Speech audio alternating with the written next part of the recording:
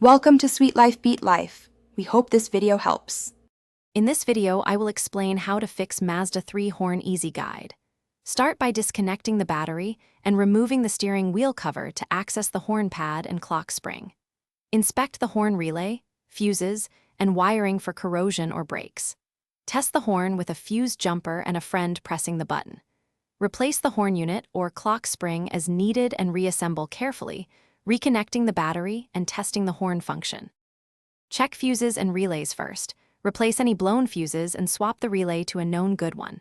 Inspect horn connectors and wiring for corrosion or loose pins, cleaning contacts with electrical cleaner. Use a multimeter to test continuity and voltage at the horn connector while pressing the horn button. If power reaches the horn but no sound occurs, replace the horn unit. If wiring issues persist, trace harnesses to locate the fault. Replacing the clock spring fixes many steering wheel horn failures. Follow safety steps and label everything. With the battery disconnected, center the steering wheel, remove airbag and steering wheel, then unclip the clock spring assembly carefully. Align the new clock spring to its neutral position before installation, then reconnect connectors and torque the steering wheel to spec. Reinstall the airbag, reconnect the battery, and verify horn function. Thanks for watching.